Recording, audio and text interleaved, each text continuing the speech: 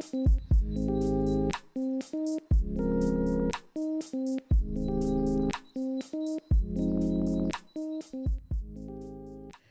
and welcome to Almost 30 Podcast. Hi, everybody. Welcome to the show. It's Lindsay and Krista. We're happy you're here. Happy you're here. Sisterhood of the traveling tank top. Is it the same tank?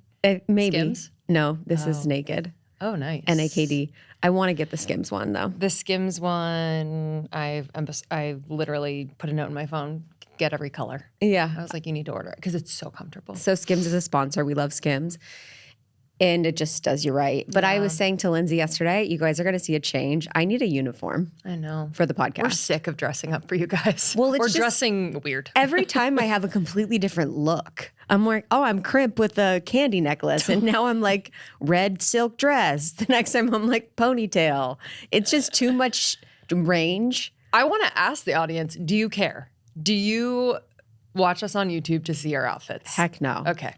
Like sometimes it's sporty, sometimes it's dressy, sometimes it's sexy. Like it doesn't make sense. Yeah, sometimes I'm like Little House on the Prairie, and then Yeah. other times I'm like, take me to the next game. Yeah, it's honestly. And I think it's distracting.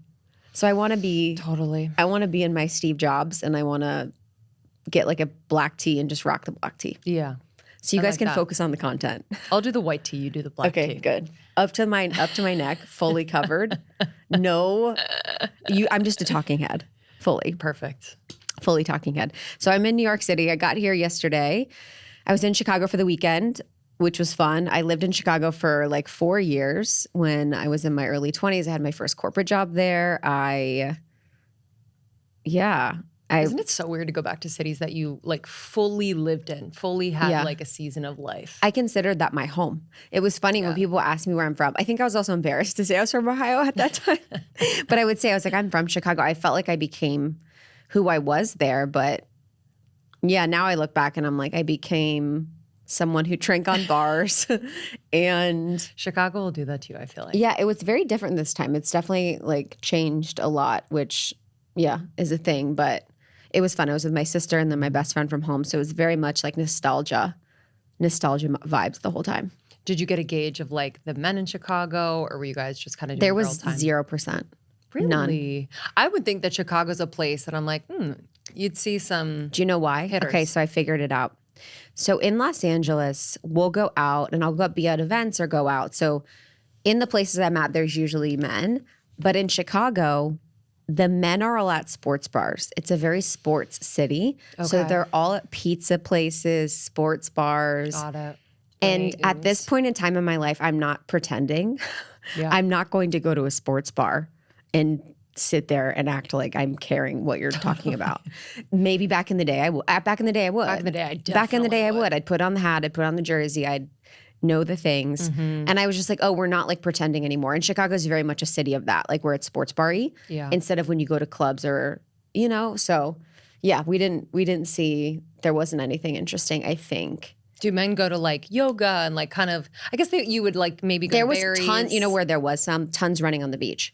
We biked on the beach. So we were Nice. biking on the beach. We went on the lake shore, which is my favorite thing. So beautiful. So beautiful. And this man was very tall, very fit, looked at me and was like, Krista. And I'm like, and I had already biked by and I was like, what? And I thought it was someone I used to work with. So I turned my bike around all the way on the lake and came all the way back. And it was a listener. No way. And her husband, he listens too. Yeah. No way. He's like, we thought it was you. And it was me. Isn't that funny? Insane. I talked to them for like 7 minutes. That is so crazy. I hugged them both. They were soaking wet. I was then soaking wet. Like, it was so funny. Yeah, he was like, yeah. He was like, when you came to the city, we thought we would maybe see you. And then here you are. Isn't that funny? I'm surprised they recognized me riding my bike. Again, I told you, I don't know how people know I don't know how people see me, and I don't know.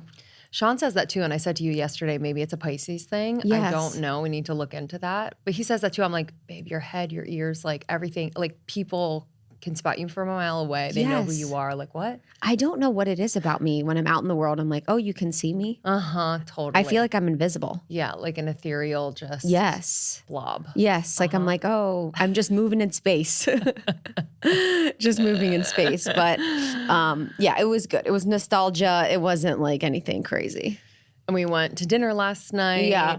I was just reminded, because I I go out, but I don't go out on the regular. But when I do go out to restaurants, like I forget the politics in a restaurant. Say more. Do you know what I mean? Like where That's like kind of a cool restaurant. So yeah. Yeah, we went to a cool restaurant, but to our friend's point, it kind of had its moment. Like it already had its moment. So why is it booked and busy on a Monday night? And I mean, I immediately got uncomfortable when our amazing friend was like actually pushing for a table and like annoying them about it, which I loved. Thank God it wasn't me. I kept calling her a future Karen. All my friends, I'm like, you guys are future Karens. They're like, it's too loud in here. I'm going to ask for them to turn it down. I need to get a table now. I'm like, literally future Karens in training. I call them kits. And I was just like, I forget kind of the nuance of like, who gets a table? Who fucks up their table possibility? Yeah. You know, if you're like on the waiting, you know, whatever. Yes. It was very, very interesting, but it was actually confusing to me because I thought overall we were very annoying about it. Very. And the maitre d' general manager, I'm not sure, but was so kind, got us a table eventually and like sent us dessert at the end. And I was like, we're not worthy. We did not deserve this. I think if you make fun of yourself and you acknowledge what you're doing, totally. I think they can be in I think on we it. were doing that for her. For sure. For sure. It's weird because I'm such a, like I usually take control of things. You did. Whether people like it or not. And I did at a point, but when people are doing that, like, oh, if someone's like, oh, I want to get a different table, I want to move, it's too loud. I'm never that person. Totally. Or even when we would get into bars when we were younger, I was never the person that was like, can we get in? Yeah, completely. I would stand around. I'm like, I'll stand in line for 3 hours. Same. I was like, I'll pay you to let us in. I'll meet you tomorrow. Like I would never, it was so embarrassing to me. But I always loved being with friends that would do that. Yes, that were bold. That would be like. Same. I don't know what that is. What is that? I don't want them to think I just don't think I'm that cool. Like, I don't think I'm that attractive. Like, I think I'm fine, but I don't think I'm that attractive. I don't think I'm that cool. I don't think I'm, you know, to be like, oh, can I do this for some reason? Like, I don't think I'm worthy of someone doing something out of their way for me. I feel like if I think it's like kind of weirdly entitled. So I don't want to be seen as that. Yes. Even though it might not be. Yes. Entitlement. I don't know. But I also think sometimes it's like a lack of self-awareness where you don't realize whether it's like you're being rude or like you're being a little, like it's a little. Yes. Whatever. But yeah, maybe I'll try that on. Yeah, maybe in another lifetime we can be that. Yeah. Future Karens in training. Today on the podcast, we have Jessica Zweig, and this conversation was so fun. We talked for maybe an hour and 15 minutes, and I felt like we could have talked forever. She's someone that I'm starting to get to know. She's been friends with a lot of my friends, and she's just like an amazing woman. She has an amazing style. She sold her agency called Simply Be. She like burnt herself out, grew this incredible marketing agency, and then now is like deeply on her spiritual path. She's Pleiadian too. So we talked about the Pleiadians. You guys got an alien conversation coming your way. And it was just really, really beautiful to talk about the feminine, to talk about the rise of the feminine, to talk about how to merge and mix spirituality and business, how to be a spiritual being in the world. And I feel like so many of the women in our community struggle with that. They feel like they have to be either or. They have to be their spiritual self, or they have to be their human self, like their corporate self. Yeah. And the feeling of being split from yourself is just so uncomfortable and just makes you, you know, really unsatisfied in life. So talking to her about that was really, really insightful. And I just had such a great conversation. Yeah, she's so sweet. I feel like she's been in our like sphere for a while. Always the right timing. Do you feel like you know when you've kind of like blended your spiritual self and your business self? That's a great question. I'd be curious your answer too. I feel like you're like it's like the assumption that you're not, you know, is kind of the thing because you're always on your spiritual path. But I do feel like a lot of what we do has always felt very spiritual. But I do think now in my one-on-one work and retreats, it's like, it's so beyond what I would have ever thought I'd be public about as far as spirituality or in the realms. Like it's really reading nuance. It's really the energetics. It's really like psychic gifts. Like, you know, like we had my retreat in Portugal and they all had to do this work. And I was like walking out of the room and I was like I just feel their energy. I was like, you guys need to like da-da-da-da. And they were like, oh, fuck. Like, it's just like, you can psychically pick up on things and just be really in tune about it. Like, it's just, and it's not like being psychic is spiritual, but it's like being in touch with the unseen is what always feels like spiritual to me, whether it's a divine source or whether it's an energy or whether it's a frequency. It's like, what is happening now that we're not perceiving with our third dimensional experience or eyes? Yeah, completely. What about you? Yeah, I feel that, like just feeling the unseen. I feel like when I've pulled back from what I feel like we're expected to do in business, whether it's like move fast, you know, create as much content as possible, whatever like the shoulds are that I pick up on. And then I'm able to kind of like unblend myself from that and actually hear what the timeline is for the thing that I want to create, who I'm meant to serve, in what way, is when I've like been able to understand the value of being more in like that spiritual energy is the wrong word, but like, you know what I mean? Where I'm just like, I can easily get into, but what should I do? Yes. How do I get there? Yes. And then when I just take a step back, I hear so many answers and it's usually not what I expected. Yeah. And I think for me, it's like what comes really naturally to me reminds me like of, that spirit within me that's always speaking. That's like, I love that. Yeah. That lights me up. Keep going. Yes. Like that gives me energy. It's just, so I think listening to that unseen part of me, that like just the energetic has been really valuable. Yeah. Yeah. It's such a felt sense because it's just like, oh, you hear the voice and it feels good and you connect with the voice. You know what I mean? Like being spiritual is not doing the rituals really. It's not like buying the things. It's not the crystals. It's like, for me, it's that felt sense connection with self. Yes. It's always having that two-way dialogue between me and me of like, what's going on? How do I feel? What's, like checking in all the time. I don't know if it was Jessica or it was someone else that I was talking to, but we were cracking up because we were like, we took a step back in business and we slowed down and we kind of paused and we're like, we made a lot less money. And we were just like dying because we were both like, dude, I know, like I had a hope, a few years back where I was like, oh yeah, I'm going to slow down and I'm going to let God show me.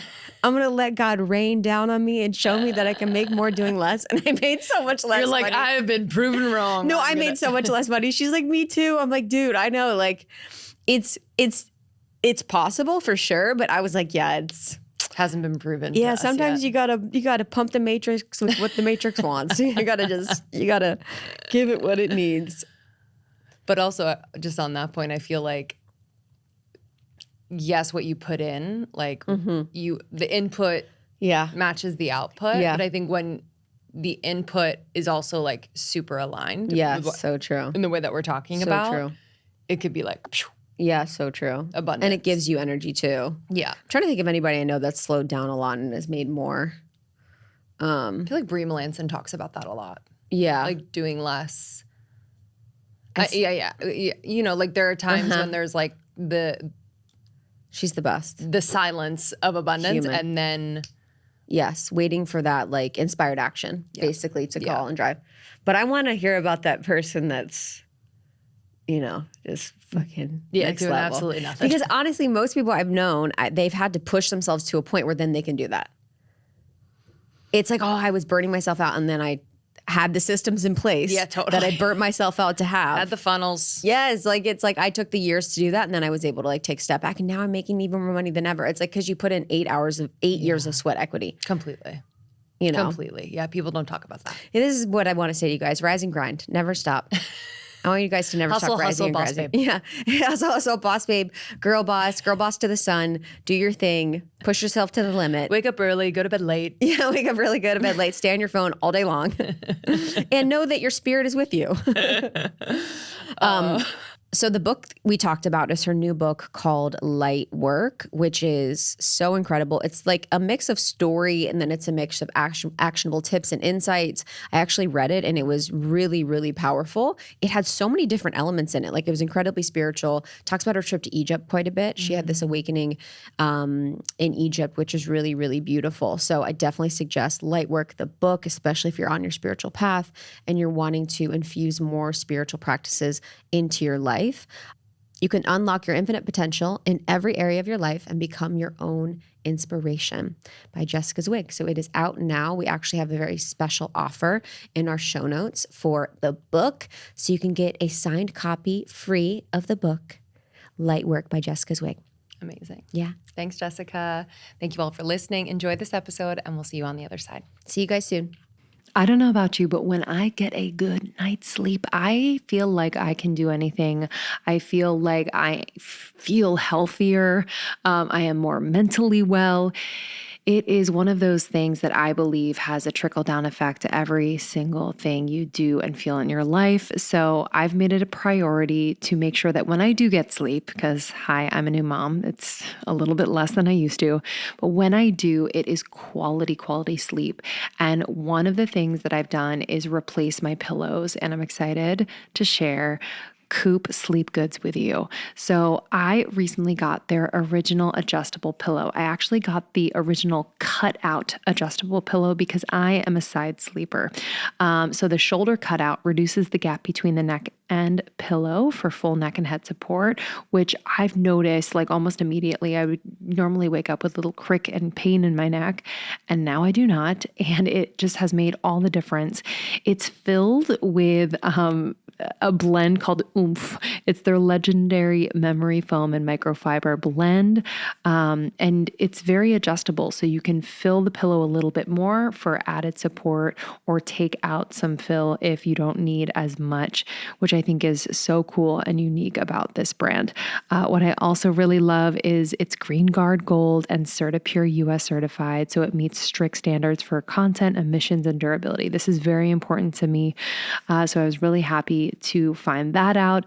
They have different pillows for your certain sleep style. Okay, so if you're a side sleeper, a back sleeper, a hot sleeper, maybe you're a maternity sleeper, maybe you're a little sleeper, a little kid, they have something for you. So I'm so excited for you to check out Coup Sleep Good. So excited that you also get a discount. You know us, we got you always. So for our listeners, you're going to get 15% off your first order when you go to coupsleepgoods.com/almost30 and use the code almost30. That's 15% off with the code almost30 at Coup, COOP, sleepgoods.com/almost30.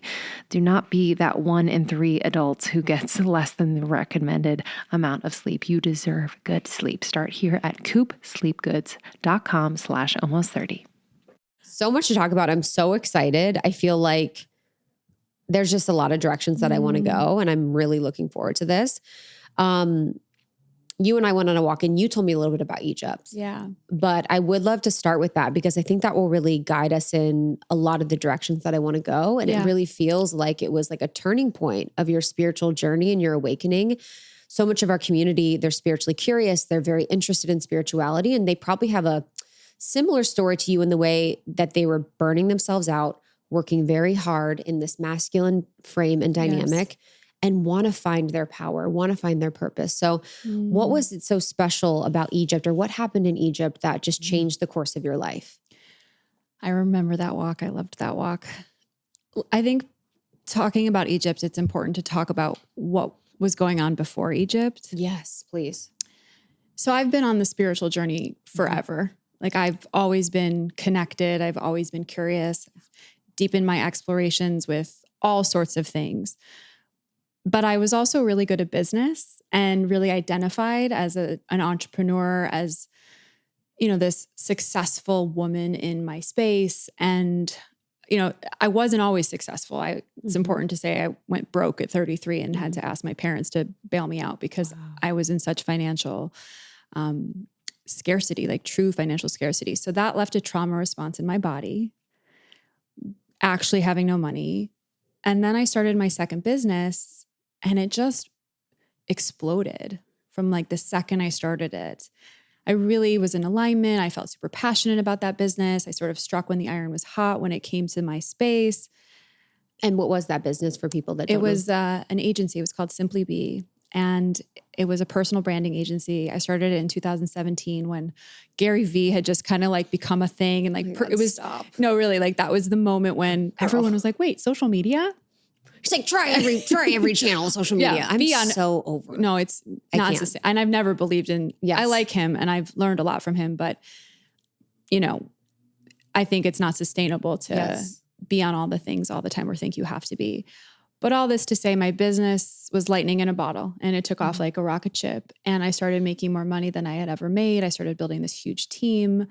I had all of these clients. I opened up 2 offices. I got a book deal. I won awards. Like the world was telling me I was winning, like just keep going.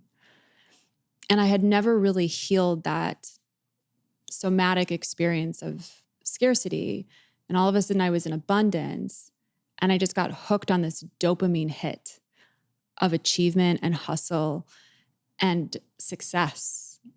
And in the winter of 22, which was about 9 months before I left for that trip to Egypt, I couldn't leave my house. Mm-hmm.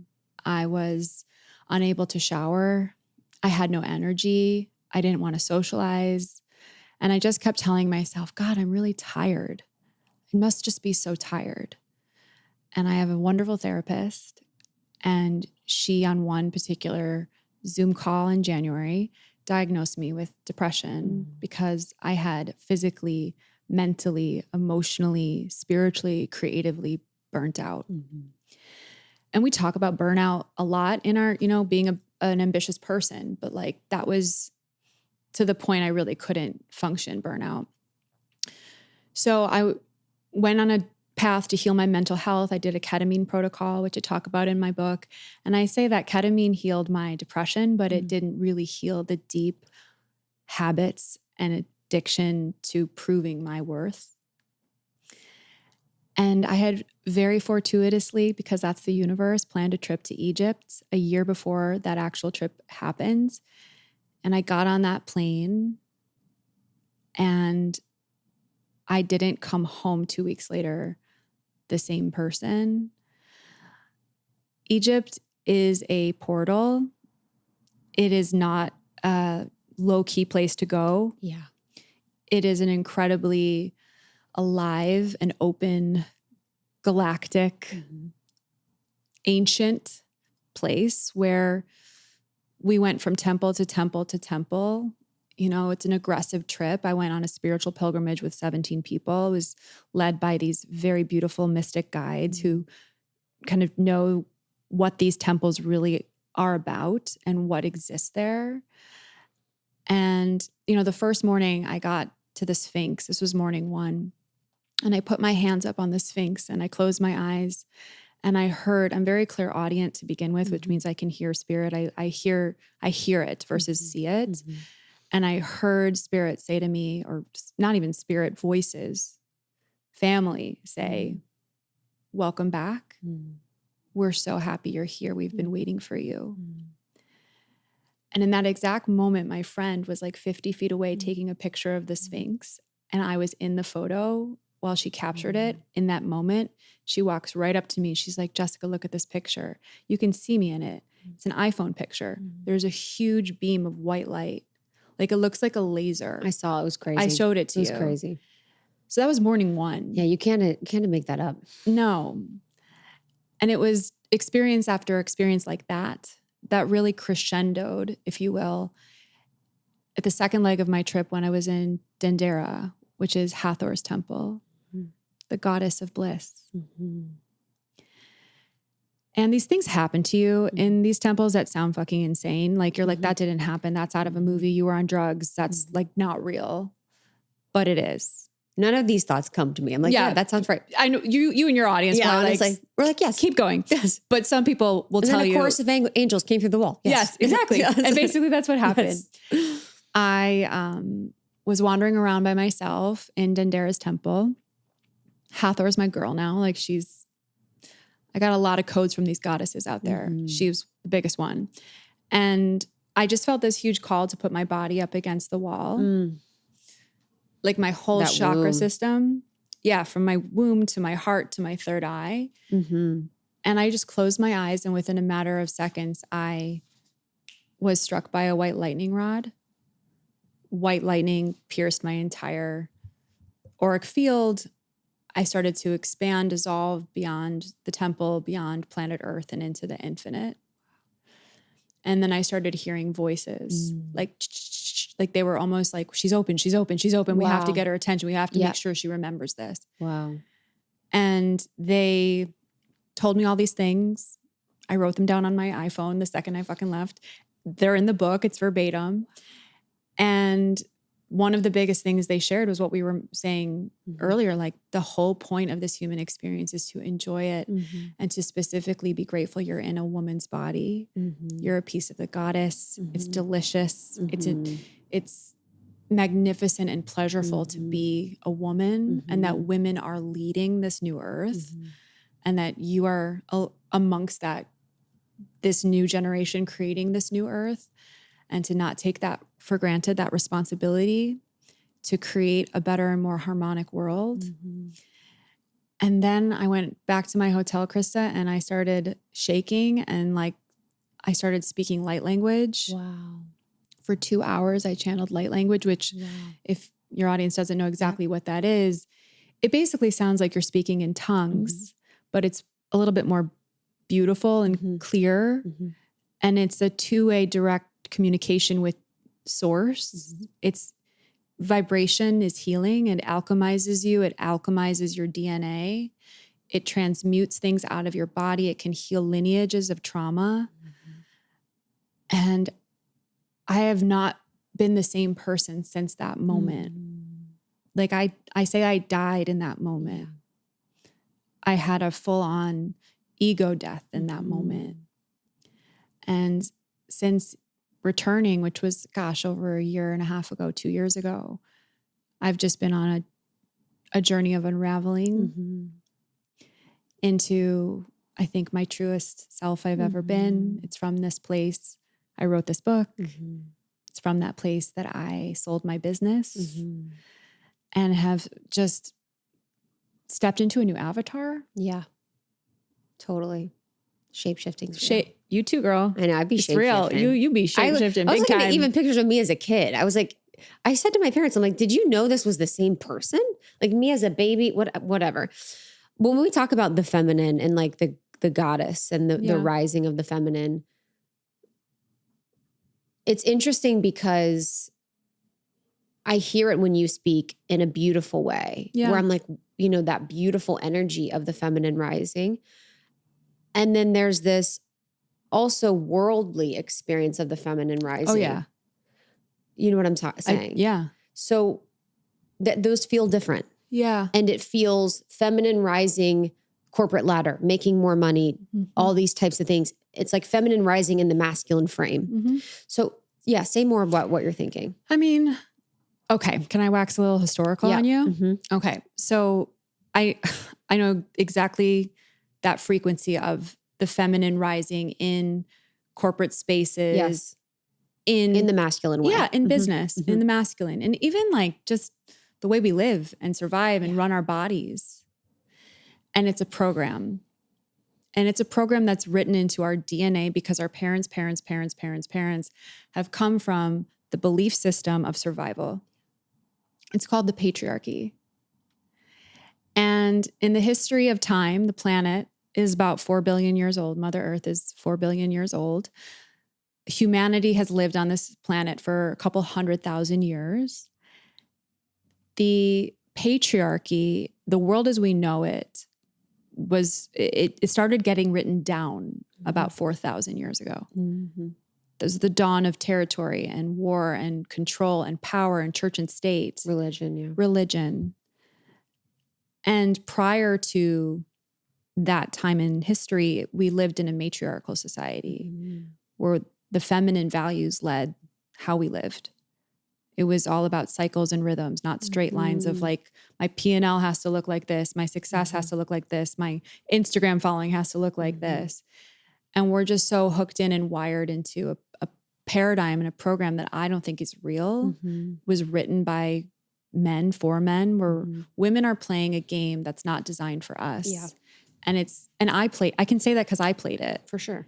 And it's so antithetical to how we're designed. Yeah. And it's, I think it's slowly like killing a lot of us. Yeah. Oh yeah.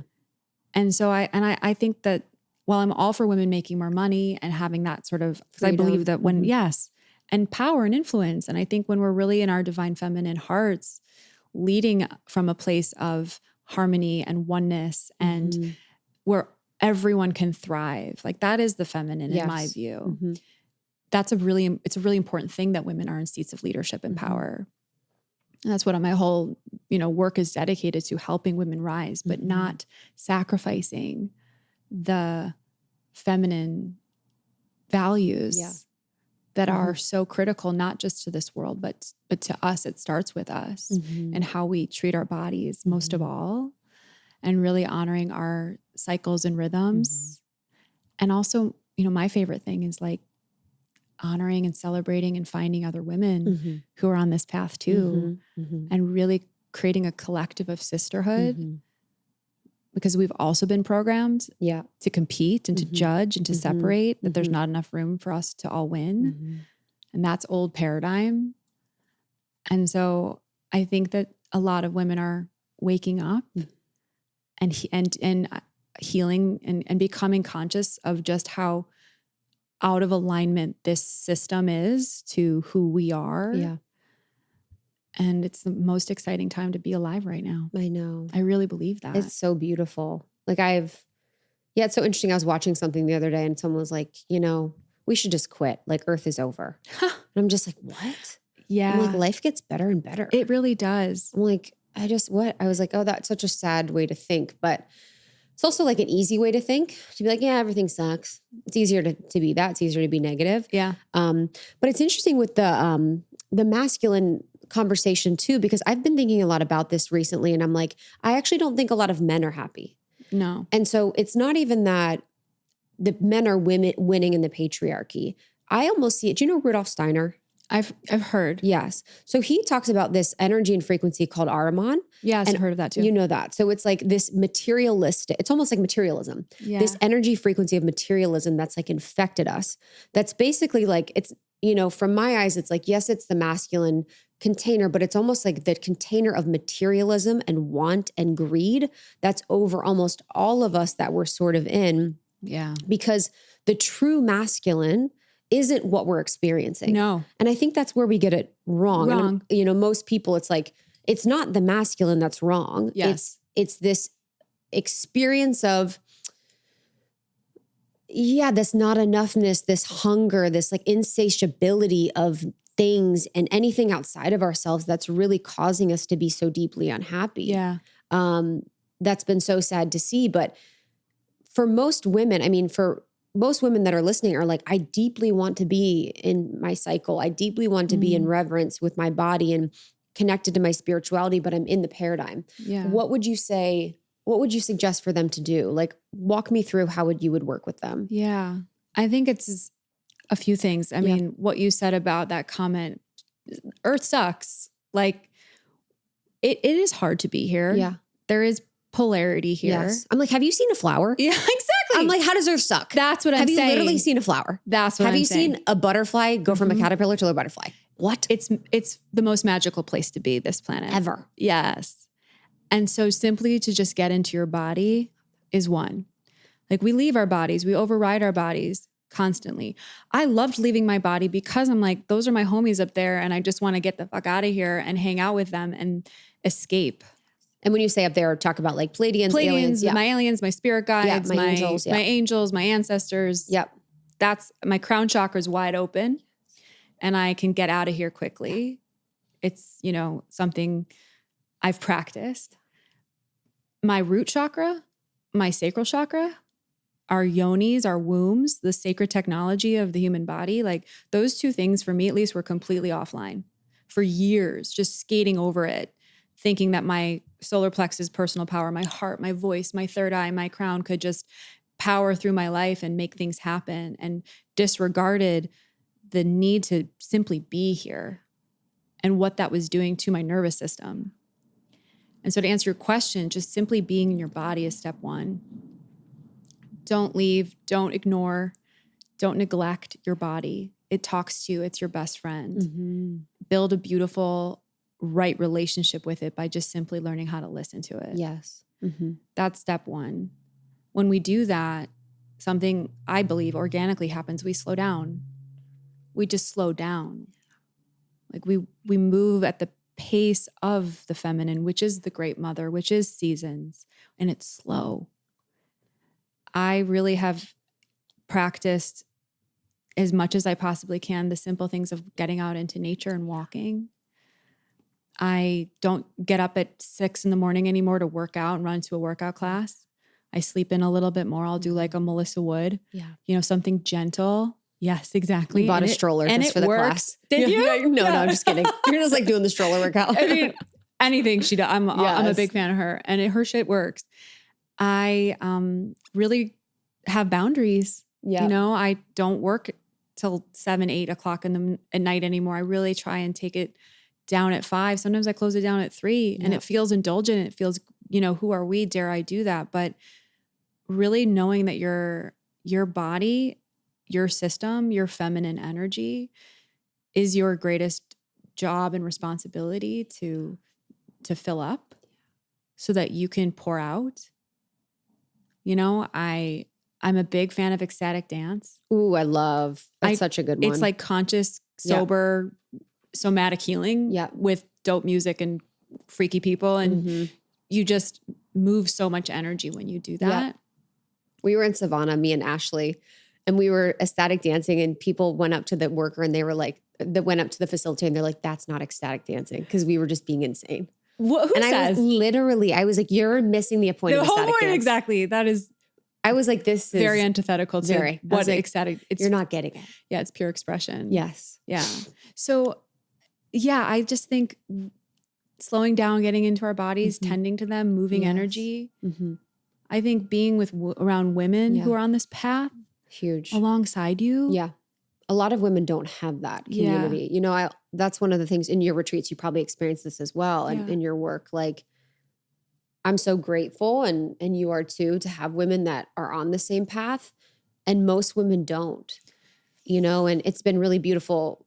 One of the women I was on my retreats, I'm working with her now one-on-one, and it's almost like we're piecing together. You have this experience with women at the retreat where you're women that are like-minded, like-hearted, open, kind, compassionate, and then you leave and you go out into your life and you're like, shoot. And you almost having them have that community as the touch point for the frequency that they want to be in. Yeah. And the kind of relationship that they want to be in is so key. Yes, so they keep talking to each other and connecting because they're like, this is what feels good, and they want more of it. Like, I think the journey of sisterhood and women is so hard for so many women because first, I believe the mother wound, our mothers, the way our mothers were with us and each other, but also just experiences in our life make it hard. With relationships, we get our heart broken, but women too. Oh my God, my worst heartbreaks are from women.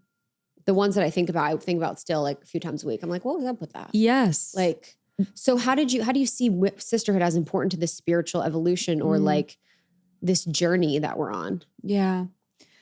Well, I think we all have sister wounds. Like, I was so bullied. I was never cool. I was so bullied, I didn't know I was being bullied. Yeah, same. It was just my life. I was also a fighter.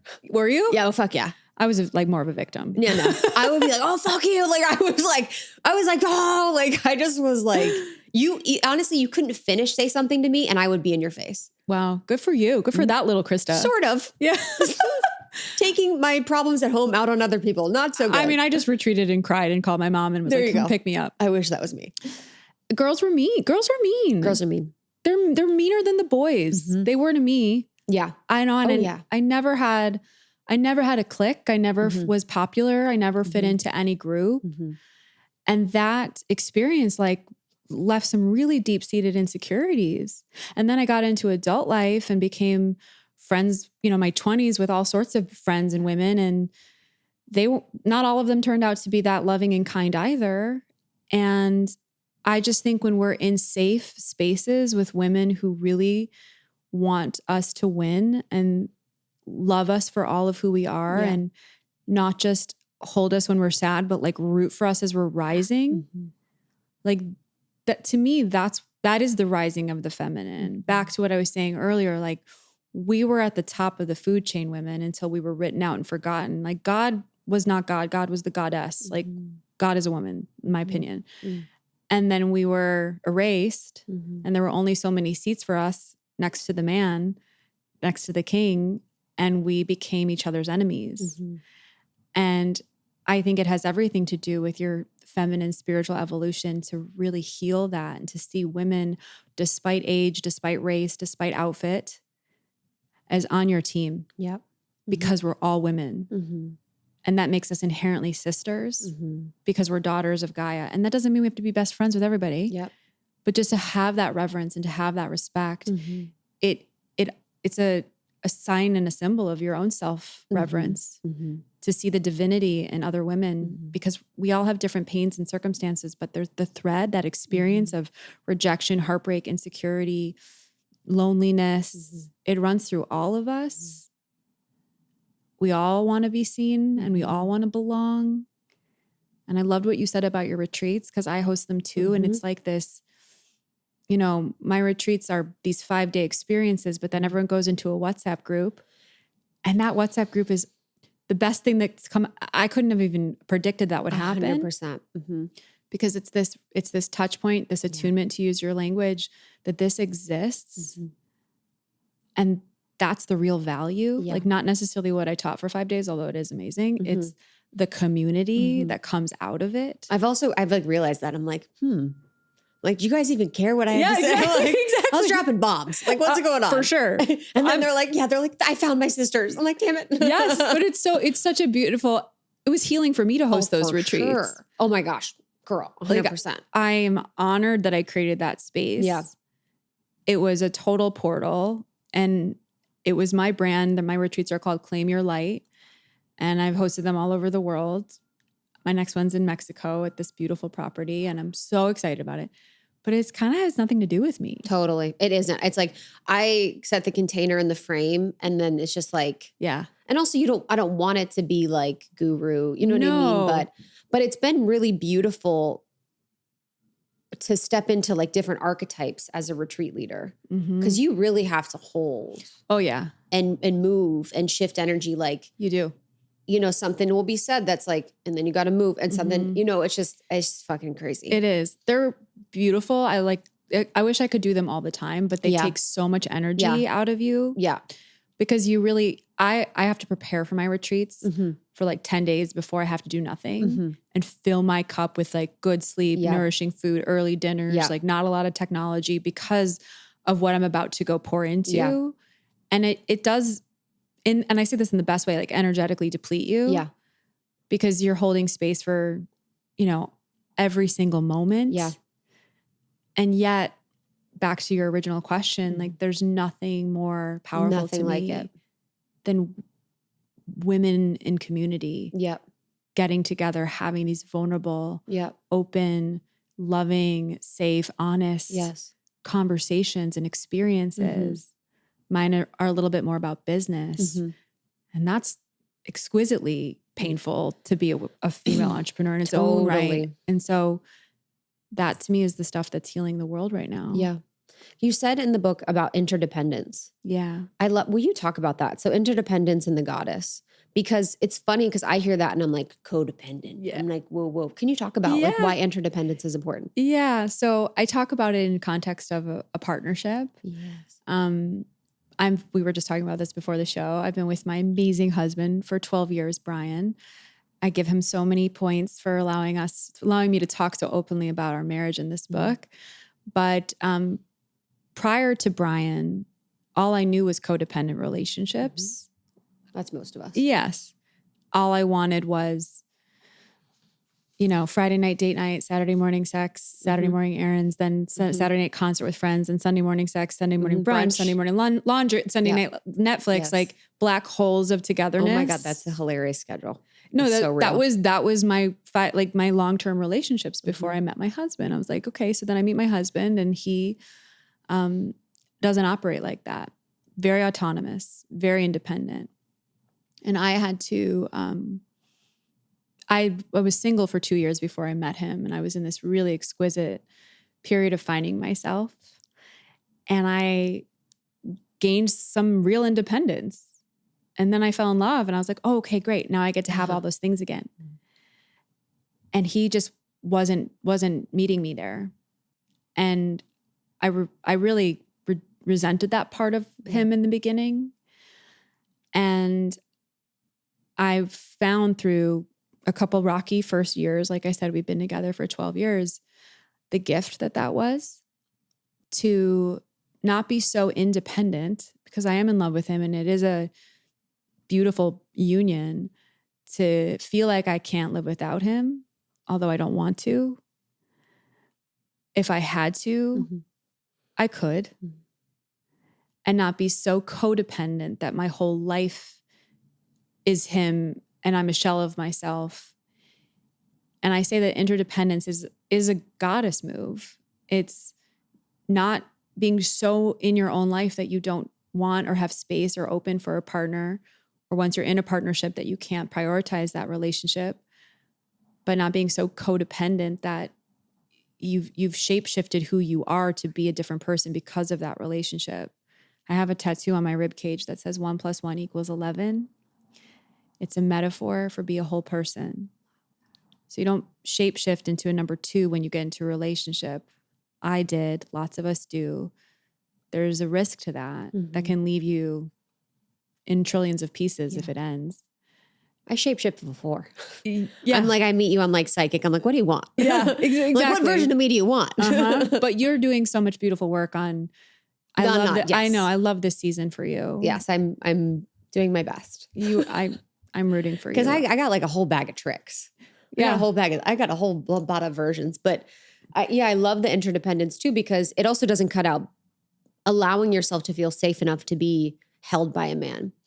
Exactly. And I think there's this like, I was even taught this when I was younger. It's like, always have your own bank account, always have an exit plan, always have like your own thing going, da-da-da-da. And it's like, it's beautiful. I'm grateful for that. And I do think for the right man, we should be able to depend on them. 100%. And it's almost like teaching girls, it's like, you don't need to have the exit plan, just have a better guide for what the man is that you can depend on. 100%. Brian, we take care of each other. We need each other. Yeah. We depend on each other in lots of ways. It's beautiful. But I think having an interdependence, I really think about how we're all interdependent on each other in a society. Like, the symbol of the flower of life, right? Like one little wheel turns, the whole thing turns too. It's all connected. And Gaia, planet Earth, lives in an interdependent fashion. One thing affects the next. It's about reciprocity and give and take. And when we can get into a relationship knowing that those subtle energies and overt actions, of course, are going to impact the other, but not lose our own sovereignty in knowing how connected we all are, that is, I think, the interdependence where I think humanity is seeking, frankly. And it, the as above, so below, as they say, the macro impacts the micro. I think it reveals itself the most in our most deepest personal relationships, the opportunity for interdependence. We're not living in silos as much as if you look around maybe the streets of LA or New York, like people are just like, no, we're connected. Yeah.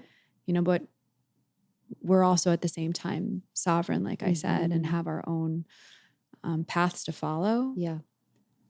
And my spiritual practice obviously has been such a cornerstone to how I've shown up in my relationship. Yeah. And the more I've done this work, the more my marriage has healed. Yeah. And that's I think I'm glad you said that, because for a lot of women listening, a lot of their questions about relationship are, I'm more spiritual than my partner. Yeah. I'm doing more work than my partner. I'm more processed than my partner. I'm more emotionally, it's kind of this whole bag of things that they're going through and transforming and working on. And then the partner's not really meeting them. Yep. What would you say to that, especially as a woman that's deeply spiritual on your path? Like how would someone work with that? So I actually did a whole podcast about this on my show with my husband. He came it. on. I give him so much credit. It's called What to Do When Your Partner Isn't as Spiritual as You. So I have a whole podcast about this. But I learned, took me a minute to learn, but you can't force your partner to do something he's not willing to do or isn't ready to do. And for years I didn't have that memo. Like I was threatening to Brian. I was like, I'm going to leave you. Yes. I'm going to leave you behind, actually, is the words I would often use. And the more I did that, the more it made him not want to lean into the spiritual space and do his own work in this way. So I just quit trying, I would say about 4 or 5 years ago, and just decided to focus on myself and to not like with an agenda, but like be the example. Yes. Like this is working for me. And he watched me change my life. He watched me grow my business. He watched me find more aligned relationships with my friends. He watched me take better care of my body. And it became more of an invitation than a demand. And, And that's the more feminine way. And it is the more feminine way. The invitation. It's like a body-based invitation of Yes. showing and weaving rather than deciding, claiming, strategizing, telling, forcing in the mind. Exactly. And just being the walking example in alignment with your own authenticity every day. And not, like I said, with like the silent agenda to make him watch you, but just to do it and to be it. And we were talking about this earlier, like I know many people are listening right now, but it's okay if like you're on this chapter up here and he's still a little down here. And if you keep growing and he keeps ascending up and might not completely meet you, at least he's growing. At least he's moving in his own pace upwards. Where it doesn't work is the refusal and the stagnation.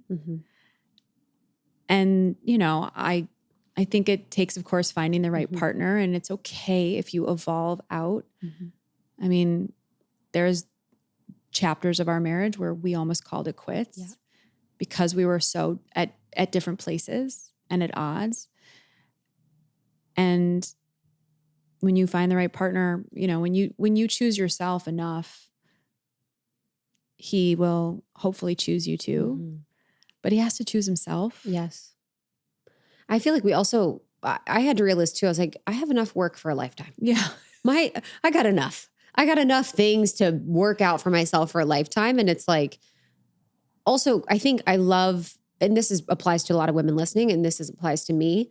It's like also checking that insatiable desire for more. Yes. And better. Yes. And all of that. It's like, I love all of us women for that drive and that fire for that insatiable depth of experience in life. But it's like, I love how a lot of the masculine men in my life have held the frame of enoughness. Yeah. And satisfaction. Yes. And gratitude for what is. And I actually deeply need that. That's actually, it was my balance. That was my balance, because I could be, who knows where I'm going. Yeah.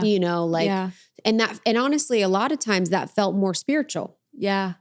Be here now. Totally. Be with what is. So, but everything's nuanced. It's such a balance. You know what I mean? So I was just very grateful for that masculine in that way. But I wanted to talk about something that you mentioned a little bit before, but I think a lot of our women can relate. I can relate to this. You talk about when you had the experience in Egypt and you come back. It's so funny because I have a visceral grief response where I'm grief girly right now. I'm grief in all areas. Like I'm just griefing. But I'm like, oh no, another version of me is gone. And then also acknowledging your life's going to change. Yes. And a lot of women go through that where they're like, I had this experience, or I've deepened my spiritual practice, and now, oh my goodness, I have grief because my life's going to change. Can you talk about how you worked through that? Well, back to my husband. Yes. We almost like actually got a divorce when I came back from Egypt. Every time my girls go retreat, I'm like, be careful with your relationship when you get back. It was bad. So that was the first 2 months of integration. Then, I mean, if I'm going to be really honest, and I'm here to be, and I'm an open book, my business that I was running at the time, our P&L looked like this for 7 years, like straight line ascension. It was a really successful company, but I was the main rainmaker. I was hustling, playing the masculine, gotta win, gotta grind, hamster wheel game. And it was working for me. Like the world was telling me I was winning. And so just keep going. And I came back and I didn't have one iota of desire to move that fast and work at that pace. So I slowed down, and so did my business. And So real. It's so real. It's so real. I've been doing that. I've been doing that. And it's crazy because you're like, you know what? What if we slow down and everything just doubles? Well, like I've had that, and it's like, nope. I literally like crack up because I'm like, we're open to the possibility of business 100%. Growing, even if we rest more. And it's like, nope. No, let's just be real about it. It's the paradigm we live in. It is. And it sucks. But that was a real invitation for me to really, I mean, it was a hard detachment. I work with an amazing spiritual coach, and she was coaching me through this time. And she was like, you've made new agreements. You've decided to unplug from the matrix, and the matrix has rewarded you for years.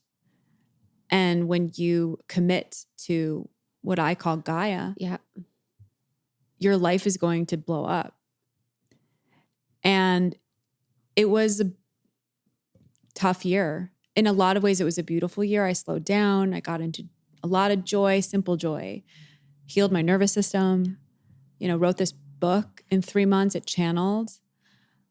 But I ended up selling my business. And it was awesome. Yeah, it was a beautiful milestone. But it was like, I couldn't do it one more day. If I'm going to be honest, I just was so done in my soul. But part of that business was my whole identity.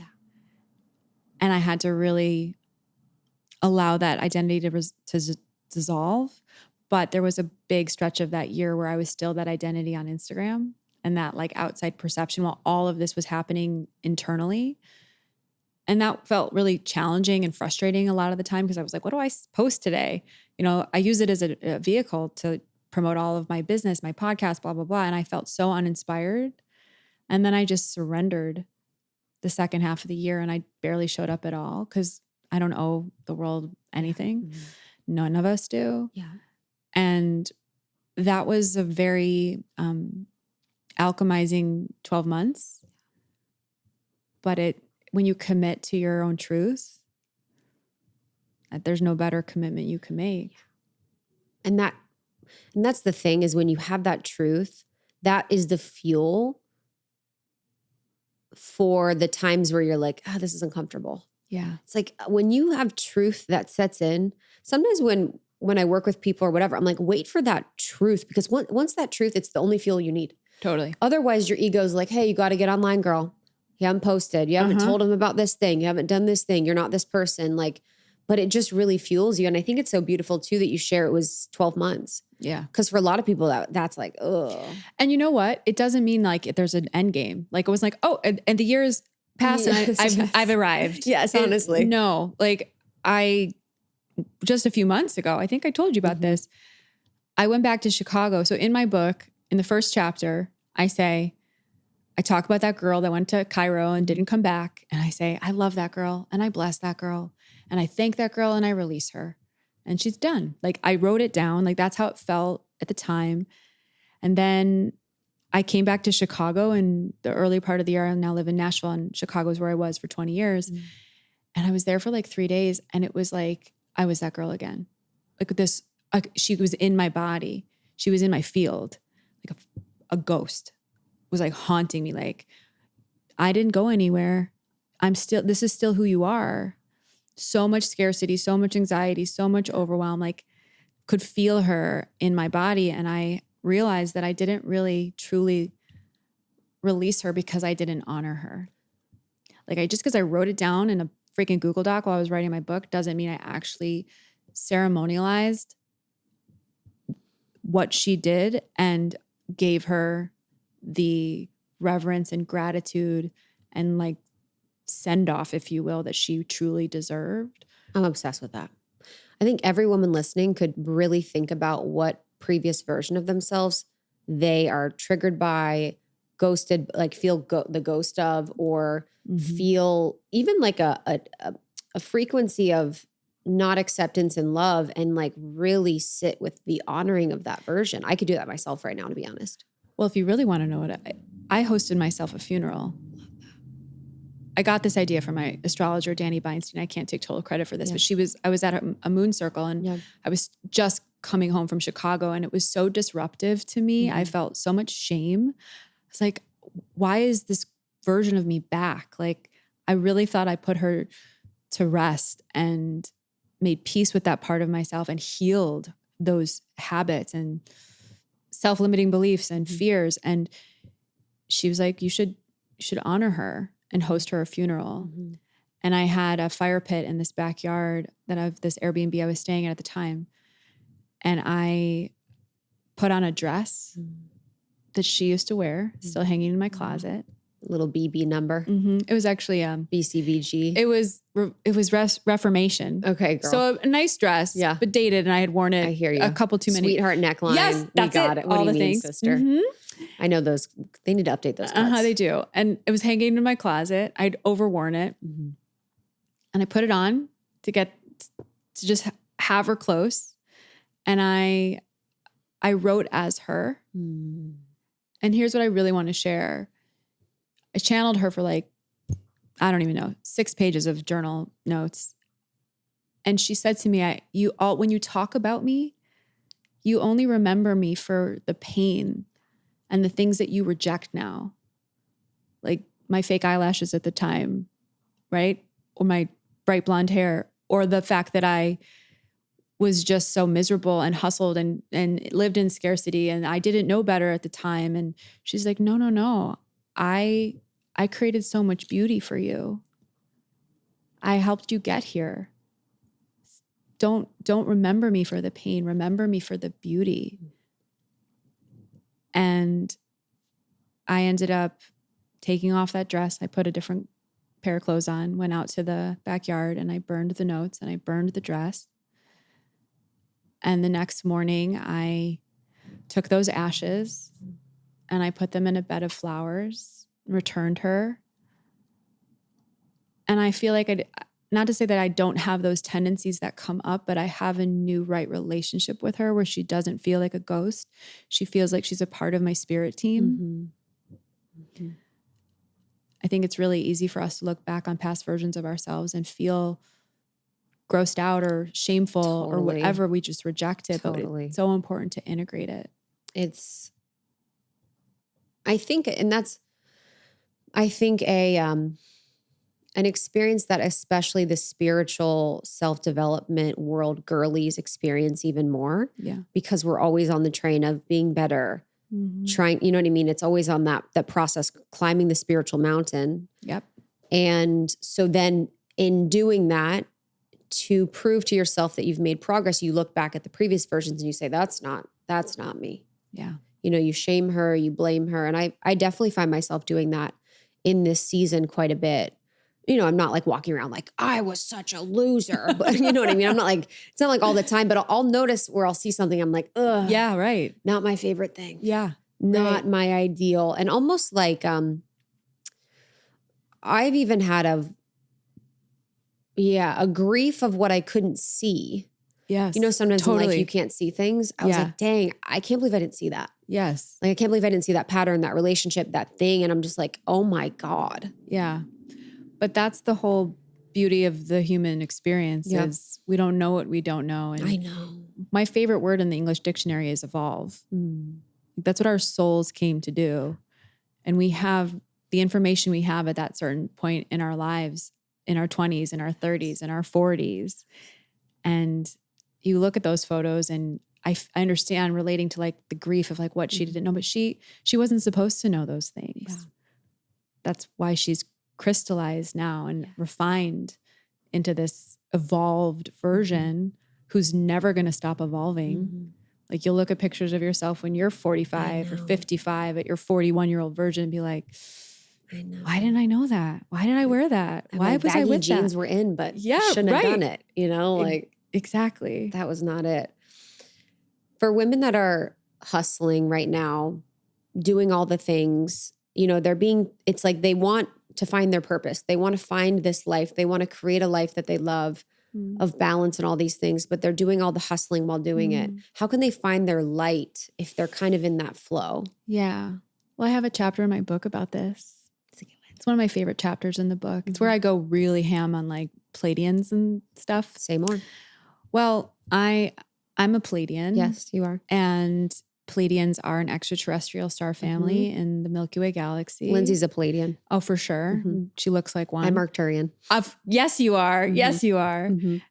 There's multiple star families, not only in the Milky Way galaxy, but in the ever infinite universe. This is not spirituality as much as it is science. Yeah.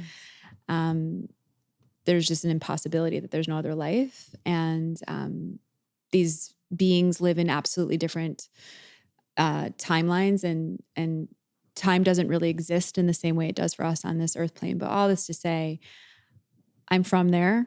And part of what makes a Pleiadian is that they're very mission oriented. They're really here to like fuck shit up for the greater good, for lack of a better term. They're original bringers of light onto this planet. And they've come back, if you will, which doesn't really make sense because they're not from the future or from the past. They've kind of always been here, but we haven't been connected to that timeline because we're humans. And so they're really here to restore this planet back into, how I interpret it, a more loving place where humans are not controlled, where humans don't live in fear, where humans are free, where we know our own power and we know our own limitless potential and can truly co-create the realities that we desire with the power of our thoughts and therefore our emotions, therefore our frequencies. And so back to your question, there's a chapter in my book called Mission, Your Creation, Your Calling, and Your Cause. Because there was such a long part of my chapter and career where I identified so much with my doing and my work as my ultimate value. Yep. And this was actually inspired by one of the temples we went to in Egypt called Karnak, which is many things, very deep history and very important place in Egypt. But our guides told us that this was the temple of purpose and that we would, be set free to go roam it. And it's been said that people leave Karnak and know their purpose. And I was like, getting off the bus, I was like, I know my purpose. What would you say your purpose was then? Helping people build their authentic personal brands, helping them to know their message inside and out by stepping into your brand. For me meant stepping into your value and your worth. So I felt on purpose. Yep, totally. And I built a business around that. And you're like, guys, I already have my elevator pitch. No doubt. I was Mind so your business. Smug when I popped off that bus. I was like, I'm not going to find anything new here. You're like, it actually fits in my Twitter bio. I know the whole thing. Exactly. That's exactly right. And so I was like, I'm just going to go check out Sekhmet, the lioness goddess, and like get down with, my root chakra with her and call it a day at Karnak. And as I was leaving Karnak, this little tiny white feather fell into the palm of my hand as I was walking out of one of the many buildings there. And I just heard the universe like laugh at me. Like, your purpose is not what you think it is at all. Your purpose is to learn how to live like this, to live this light, and to know that you can be powerful at the same time. So that really inspired that chapter. And the Pleiadians talk a lot about mission, and that you incarnated here in this body called you for this microcosm of time in the vast scheme of the infinite, to live out something far bigger than you even think you could possibly know. And it might not have anything to do with your job. It might not have anything to do with how you make money or the books you write or the podcasts you create. It's much, much deeper than that. I believe that we're all here to truly be renegades and make this world a better place and leave behind a legacy of a better world for generations beyond us to inherit. Like, what are we doing this for if that's not the case? And so there's a framework in the book called Creation, Calling, Cause, where I have you identify like, what is your greatest creation? You know, for me, it was simply be. For you, it is potentially most likely almost 30. But my calling and my creation aren't necessarily the same thing. And I walk the reader through, if there's intersections and they are cohesive, that's beautiful. But, you know, what would you do if you didn't get paid for it? Like, I totally ask yourself that. Yeah. It's such a question where it's like, almost like, but it's like, no, for real. For real. I'm sure you feel that way about your retreats. Like you make money. Oh, 100%. But you're there because it's like what you're here My as dharma. a soul inside of this vessel called Krista to really do. And it's these intimate spaces that create, in my view, a pebble in the palm ripple effect, maybe even bigger than the show does. Yeah. And so not taking for granted how we show up and where we show up and how that matters, not your bio. Yes. It's oftentimes too the things that you're doing naturally already, you know. Yes. Almost 30 interviewing. My whole life I've been interviewing people, every single person, everywhere I have been my whole life. I've always been curious. I've always been interviewing, always been asking questions. I've always been like holding space. So it's like, that's what I was doing my whole life without having a microphone or without. And I think people overlook their natural gifts and talents and abilities because they feel like it's almost like you can't see them because you've been living in the experience of it. Yeah. And so what would you say for people that want to find their purpose? They want to live on purpose. They want to even make a living in their purpose. Like how would you suggest that they do that? Tune out the noise. Stop the comparison. Go back to what Krista just said. I love that. You've been doing this since you were young. What lit you up when you were little? Like I loved. It didn't really light me up. It was kind of a strategy to get any sort of connection or attention. But it was a gift. It was a gift. Yeah. It's clearly still a gift. Yes. Sometimes the most pain in our life turns into our dharma. Yeah, but the curiosity piece. Of course, yes. That's very, you know, and it's such that's my alien side. I'm like, what are you guys doing? What's going on here? What's happening? Yeah, it's a crazy place. Doesn't always make sense, but really attuning to, you know, when you were younger, like I wanted to be a marine biologist, but who didn't? You are a dolphin. No, it's very Pleiadian. Very. And I sucked at math and science. I was all like creative right brain, left brain, I think. I always forget. I think it's left brain. I think it's left brain. Yeah. But today, like, even though I work in marketing and branding and, you know, the spiritual conversation, I donate a lot of money to those causes. I'm an activist in a lot of these organizations. I really deeply care about the sentient animals of this earth. It gives me a sense of purpose. My money, my time, my energy, what I share on social, what I'm bringing awareness to, it doesn't have to be this grand thing to feel totally in alignment and that what you're doing matters and comes from your soul. And read my book. Go get the light work, because there's a whole framework that really does walk you through how to identify.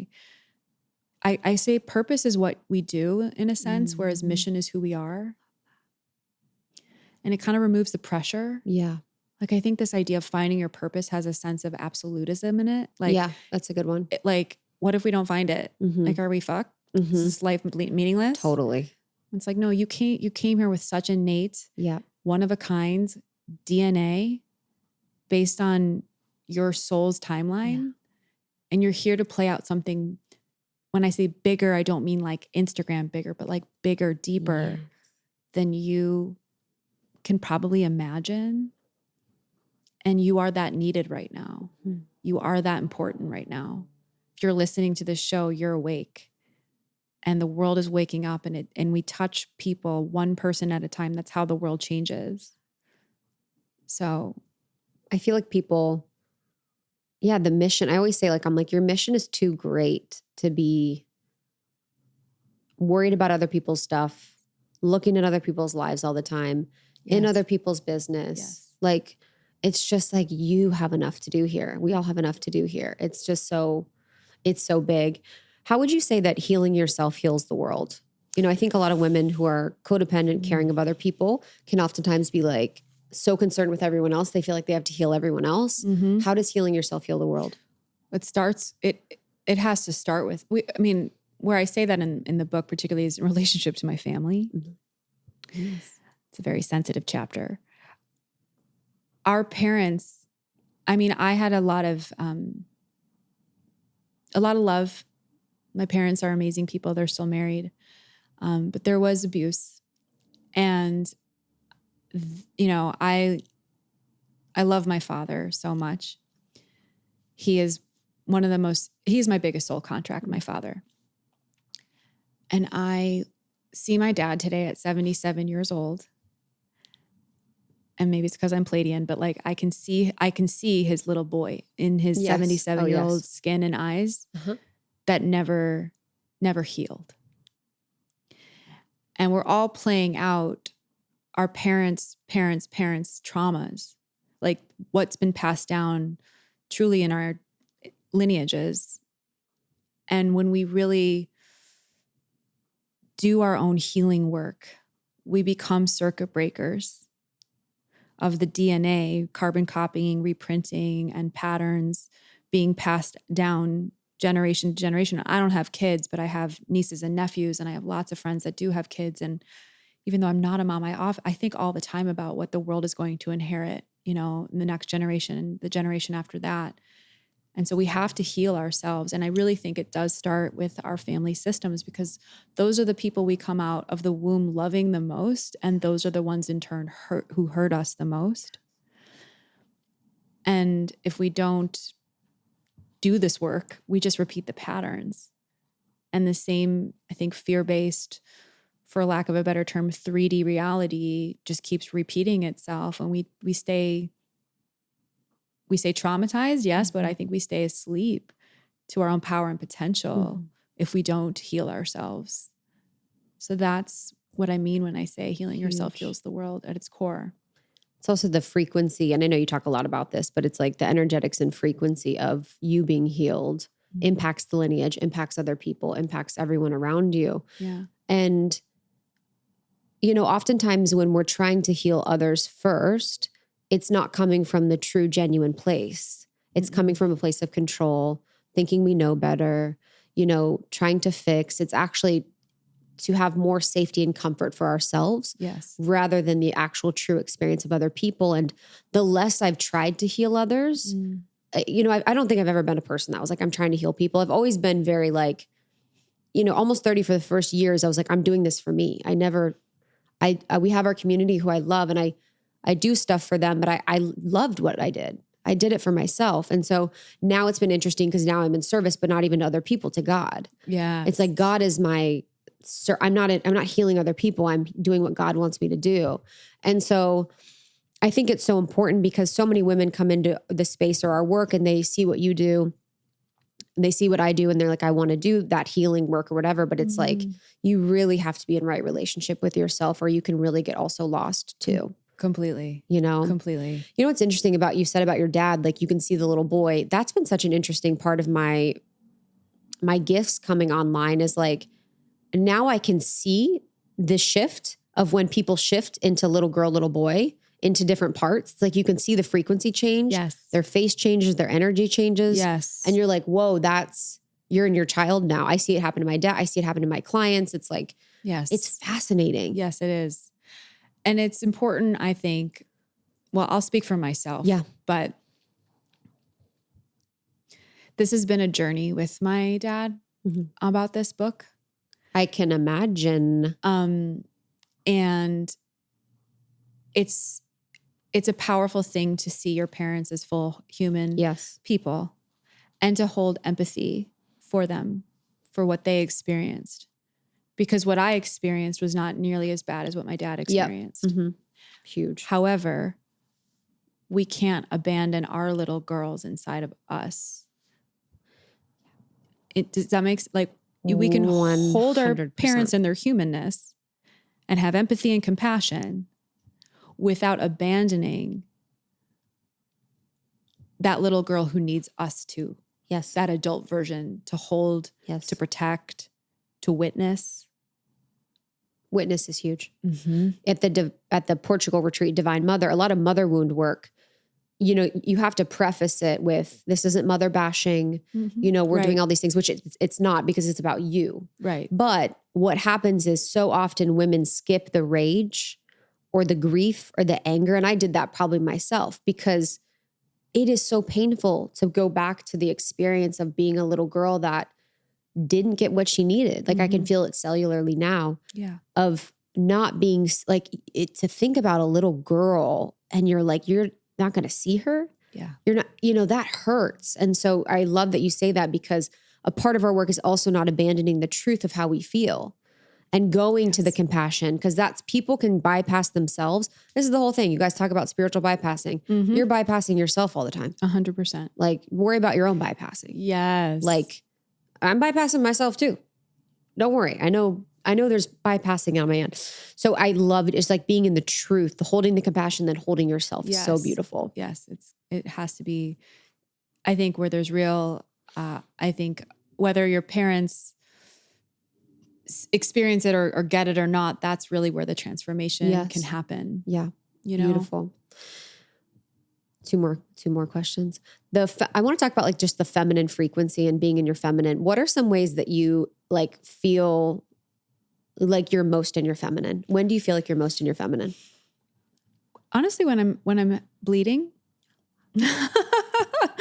when I have my period and I've really tried to schedule my life around my period versus skate over it. Love that. And I love having slow days where I can just bleed and honor my moon.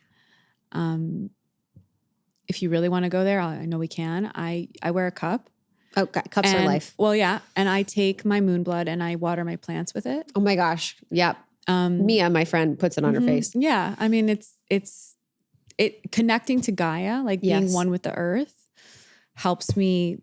This is the slowness, the tuning to my rhythms, like living in a 28 to 30 day cycle, the moon versus like pumping myself with the circadian rhythm of the masculine sun has just allowed me to feel so much more in my feminine. Like I could tell you like, oh, I take salt baths and I like really have upped my skincare game. And I, you know. Yeah, I'm thinking I wear dresses. like flowy skirts and adorn myself with beautiful Isis jewelry. Like it's like to me. And that's interesting. Because it's kind of like the gross perceived, it's almost like embracing the perceived grossness of being a woman. Correct. Or I call it like the commercialized Instagram friendly divine feminine. That's why it's hard for me to talk about divine feminine. Yeah, I get it. I totally get it. Because I'm just like, okay. And I talk about this in my book. I'm like, you throw a stone and you'll hit a girl who's like got feathers in her hair and is talking about crystals and is like doing her moon ritual and is just doing all the things. And it's like, no, you've missed look at a flower, take a deep breath, get present, like truly just simply embrace and embody the gift it is to be in a feminine body. And that's to me, that's the work. Yeah. And living in an alignment from the places of the values of slowness and stillness and beauty and compassion. And you have to put it on. It's like, it is who you are. I love that. Yeah, it's inward out. Yes. Of like, ooh, this feels really natural for me to be in my cycle and to be slow and to be still, rather than the outward in is like, okay, I've got the crystals and I've got the thing and I've got the Isis, and I've got all these things. Like, yeah, I love that. I think coming out of codependency and all these patterns is like everything is now inward out. Yes. What is feeling alive for me? What is feeling creative for me? What is my desire? What is my wish? Like, yes, is hugely the work here on earth to come back to that. Like, okay, what is my innate desire for my purpose, for my life, for whatever? Yes. It's the most important work you can do. Yes. What can the book is amazing. It's so beautiful. Thank you. What can our amazing community expect from the light work? You know, it's a very nuanced book. Yes. You know, if I'm going to be honest, I've been on so many podcasts and I'm like still struggling to give the elevator pitch for it. I mean, story of my life. Story of my life for myself. And like, how would you describe yourself? I'm like, which day? Right, exactly. Which moment, which day? Who am I with? What am I wearing? Exactly. It's a very deep, nuanced, I'm calling it a spiritual empowerment book. Love that. For the modern day woman who is most likely high performing, hyper vigilant, who has experienced a lot of darkness in her life, which is all of us. And it's a roadmap through it, not around it, because I believe that's where we find our light, is in the dark.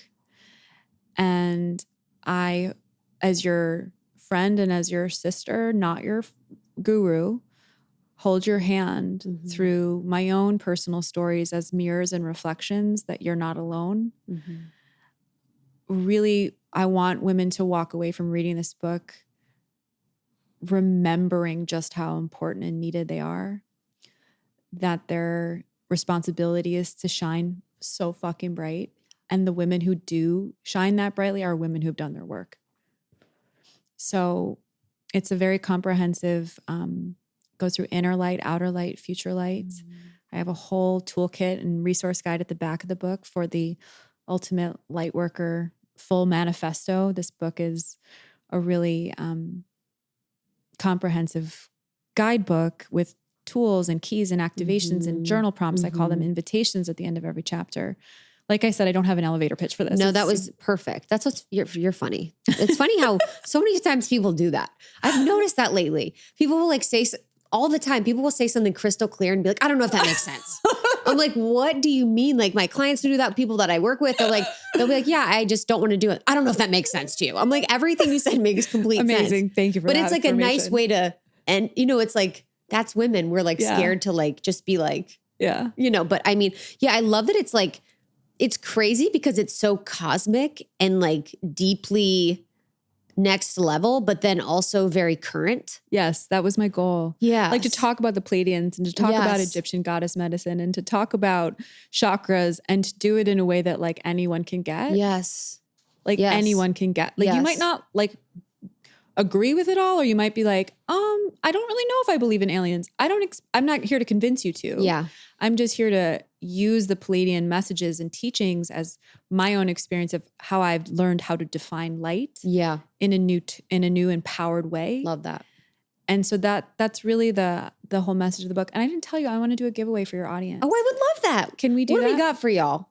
I'm going to give away 25 signed copies to your audience. Amazing. You guys get free book. And I'll tell you where they can go. They can go to jessicazweig.com/almost30. Okay, perfect. And just use the code almost 30 when you get there. Okay, perfect. And the first 25 will get a signed copy of it. And I'll write it personally to like the almost 30 community. Oh my God. And then if you don't win a book, I still send you a free gift about how to heal from burnout. Okay, perfect. Say all that the things. URL again. It's Jessica Zweig, my name. That's how you say my last name. It's okay if you mess it up. Zweig. Everybody does. Zweig. jessicazweig.com/almost30. Okay. And use code almost 30 when you get there. You guys got that. You got that. We're going to get it. Okay. Well, I love you very much. I love you so much. This has been a delight. You're a delight. You're deep. From the second I met you, I was like, alien sister. We were at that dinner. Or no, we've met years ago, but we really dropped in at that dinner. Yes. My thing is just when people are, I just don't want to talk about work with my friends. No. So if we're not talking about work, I'm in. Yeah. I'm like, let's talk and about. Then we went for that special walk. And I know. we talked my favorite spot. Yes. And you like freaked out over every cat and dog in a way that like made me feel less crazy and alone. Like the way that you respond to animals, I was like, she's my people. Oh, the other day I was driving in a car with one of my friends and I made her pull over because there was like to talk to a cat. I was thinking about that the other day on my walk and I'm done. I was like, my man needs to converse with animals the way that I do. Yes. A squirrel walks by. I'm like, hello, where are you going? I'm like, wow, I'm literally an insane person. No, but you're not, to me, you're like, I see so much, I feel so seen in the way you just described yourself. I'm psychotic about animals in the most beautiful, connected way.